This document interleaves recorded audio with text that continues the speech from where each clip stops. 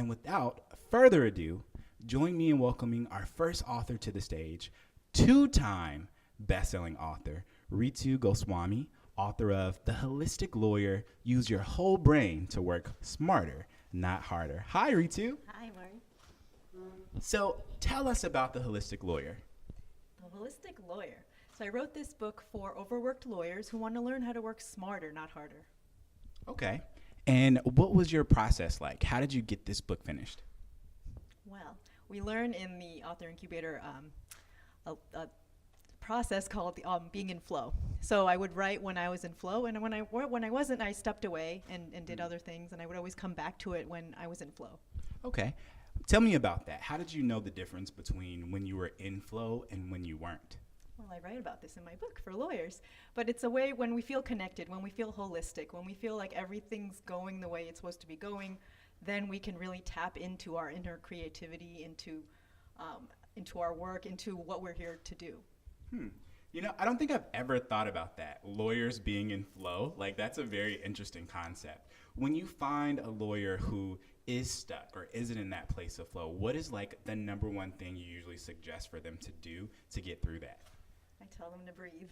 So often, all of us, probably you and me right now, right? Sure. We forget to breathe, and that is the opposite of flow, right? Obviously, we're stopping. It's a blockage, and so when we flow, that keeps everything holistic, everything moving.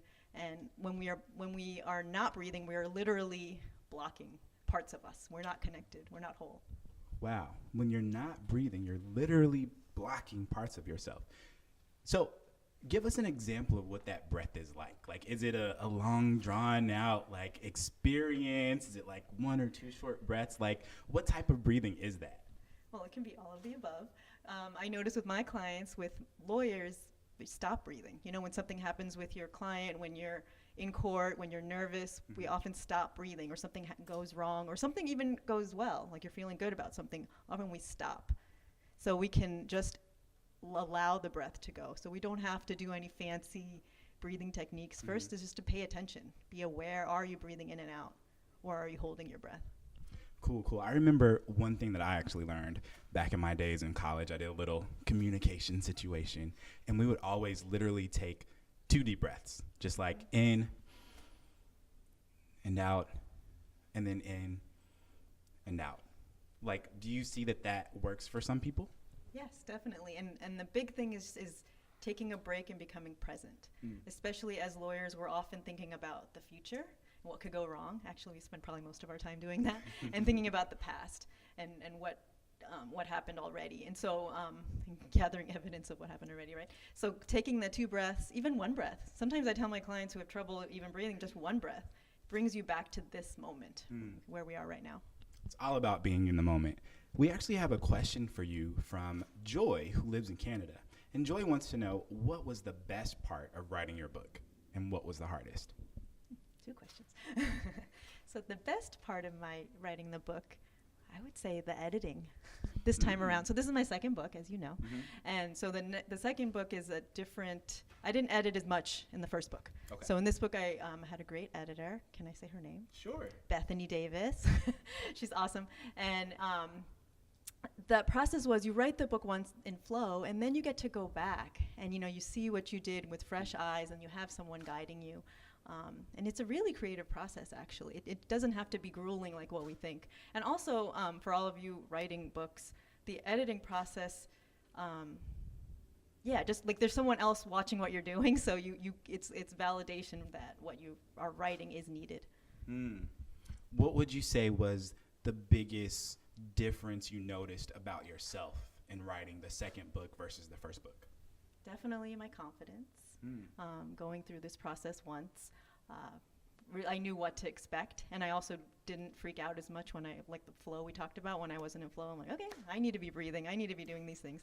And often when we're writing books about things that are so important to us, we are kind of going through that process as we write.